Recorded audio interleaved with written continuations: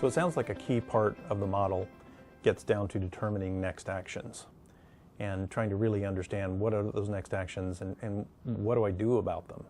Could you talk about that a little bit? Sure. It is strange because one of the most powerful things about this model really is the next action concept. What's the very, very, very next thing that would pull the trigger on this or start to move the needle on whatever this thing is? And most people really need to think a little bit about, wait a minute, what's the very, very first thing that's going to trigger this? One of the greatest sources of procrastination is people avoiding that decision. They haven't decided what exactly to do next, so they miss opportunities to do it. Then the whole thing becomes a lot bigger than it needs to be in their head, as opposed to, that's just called pick up phone, punch numbers, walk into hardware store, buy whatever. So you need to get it down to something that you can visibly see. Like, what is that? Where would you go to do this? I had an example of this recently. I had someone who, my son, said, Dad, I think I need to get a new car. And I said, well, then let's take a look at that. He goes, well, I said, what do you think your car is worth? He goes, well, before I sell it, I really got to get the brakes fixed. And I said, well, what does it take to get the brakes fixed? Well, I've got to find a shop that works on my specific kind of brakes. What does it take to find a shop to work on your brakes? He goes, well, I think I know one. I've just got to call the guy and find out if he in fact works on them. Well, what does it take to call the guy to find out? He goes, well, I don't have his number. I'll have to do a search and find it. And what it really came down to is the next step to getting a new car was pick up the phone and call and find out if the guy can fix your brakes. Exactly. And that's exactly the same. And I can't tell you how many thousands of hours I spent with some of the most sophisticated people on the planet getting to go through exactly that same kind of drill. What do you need to do? Well, we need to hire a new person for that role. Great. Well, what's the next step? Well, we need to clarify exactly what the role is. Great. How would you do that? And it comes down to, oh, I think I need to set a meeting with whatever, and we need to brainstorm this and think this through. Great, how would you set the meeting?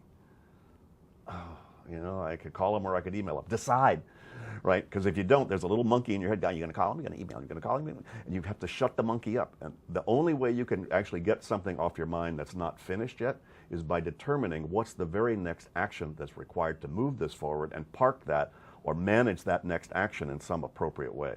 So it sounds simple, but it's more challenging and much more rewarding than most people realize when you just see this from the outside. Well, what are some models to be able to do that? Well, one of the best ways to do it is actually just take the list of stuff that you got out of your head one at a time and decide, wait a minute, what's the very next action on this?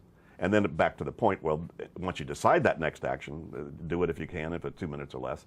If the action is to have somebody else do it, then delegate. That would be your action step on it. But if it's yours, this is a call I need to make, this is an email I need to draft, this is something I need to buy at the hardware store, this is something I need to go over with my life partner. Now you're at that level of an action item you need to do. Then you have the few places that those need to be parked. Generally speaking, you have calendared actions, things that have to happen specifically on days and times.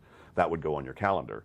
It could be that's an action to take at 3 o'clock on Wednesday, or it could be that's something that just has to happen sometime on Wednesday. So those are two things that would go on your calendar. If that's the only day or the only time that you could do it, that's where you'd want to park that kind of reminder. If it's do it as soon as you can against all the other things that you have to do, that needs to go on some sort of a regular next action list or set of lists that you don't rewrite every day. They're just available to you there, so when you have time. They may have, some of them may have more time urgency than others, but it's available as an inventory. You're not rewriting.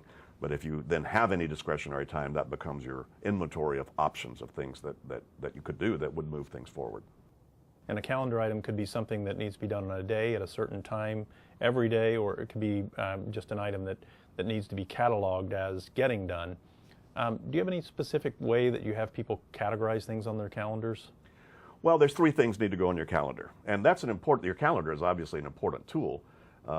And it holds what I refer to as the hard landscape of my life. The night before, the first thing in the morning, I did it this morning, actually last night, I looked, so what are the things that will die if I don't do them?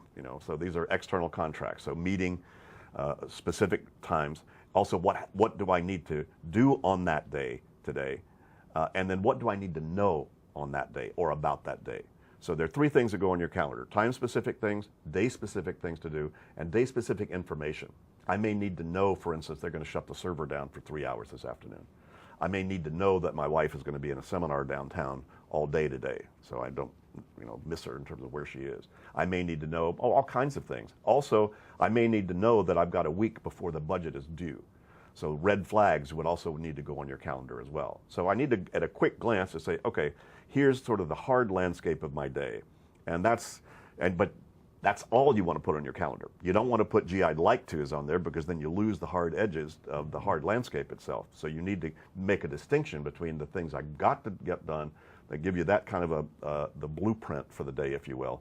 And then you need to keep an inventory still at hand. So in case I have a day that may be clear, or I've got 2 or 3 extra free hours or whatever, then I have the other inventory of things to pick from. So so my next item list now starts to fill in those gaps between those harder edged commitments that are on my calendar. Exactly. And whether it's an hour or 2 hours or 3 hours, I can choose appropriately off that next actions list based on both the time available and the importance or context around what's next. Exactly.